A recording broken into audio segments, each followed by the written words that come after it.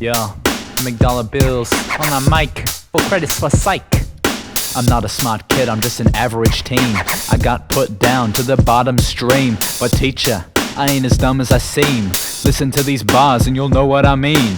Many psychologists have tried to define it, argued, debated, attempted to refine it. But of all the guys, there have been just a few who've left their historical point of view. Now Spearman, he was a real G. No, really, G, that was his theory. G stood for general intelligence. S stood for everything else, that's it. Thurstone, he was a little more specific. He said 7 things made your brain work terrific: visual-spatial, word fluency, verbal comprehension and memory, perceptual speed, numerical ability, deductive and inductive reasoning. These factors you see were independent of each other until his theory got modified by another.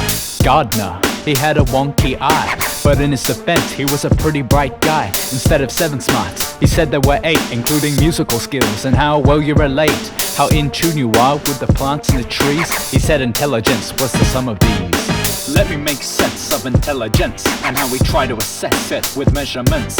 It's a nebulous term with such relevance that we better run down through the evidence. Let me make sense of intelligence and how we try to assess it with measurements. It's a nebulous term with such relevance that we better run down through the evidence. So now we've got theories, how can we test it? Unlike pregnancy, you can't buy a test kit. For $10 you can pee on a stick. 2 lines come up if you're just plain thick. No, psychometrics doesn't work this way. It's so much more complex than we could ever say.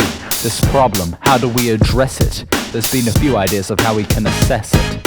It all started way back in 1905 when a fella named Benet was hitting the vibe. The French government asked him to try and describe a better school system to help all kids thrive. He proposed mental age was a determining factor, whether you be Einstein or if you drive a tractor. But Benet had fears about his test of IQ, that it would permanently taint the teacher's view. Low-scoring kids will be seen as stupid, and the halo effect would make the smart kids cupids. It's all panned out, I gotta say. Those very worst fears of old Benet turned out to be true, both then and today. IQ is abused in a terrible way. As Rosenthal showed in '66, he exposed the bias with a clever trick. By lying that a kid was inordinately gifted would see his IQ score significantly lifted. What you expect is what you get, and this is called the Pygmalion effect. Let me make sense of intelligence and how we try to assess it with measurements. It's a nebulous term with such relevance that we better run down through the evidence. Let me make sense of intelligence and how we try to assess it with measurements. It's a nebulous term with such relevance that we better run down through the evidence. Now Wechsler came up with another way, and his tests are still being used today. He said IQ could be measured in 2, with verbal and non-verbal cues, but there's questions about their validity, where their results are based on Western society, and other racial groups face inequality. These emic traits are only good for the majority. You've heard the theories, but now we're getting tactical for merit or excellence. Let's look at the practical. How are these applied within education? Do they bring out the best or breed discrimination?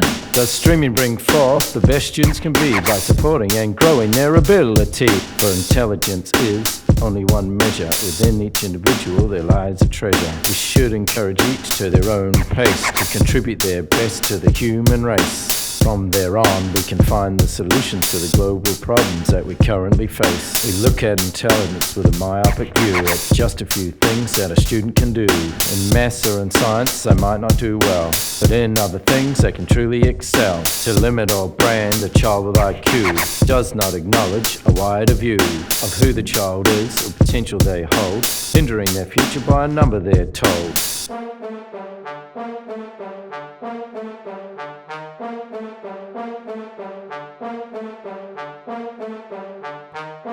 Take me for example, Amyg-dolla billz. My grades are bad, but I got verbal skills. Yet my teacher never recognized my true potential, cause the label of bad student was too influential. Streaming is good in principle, but to the system I was invisible.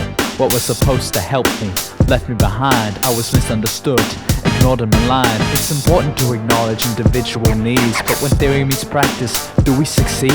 Are we making strong leaders for the next generation, or do kids end up crushed by their school's expectations? To give a pronouncement so far-reaching and drastic is unhelpful when a child's brain is still plastic. There are many like me who start started off slow, but proved the judgment on them was low. What of all the kids who could have been great? Our current system sealed an alternative fate.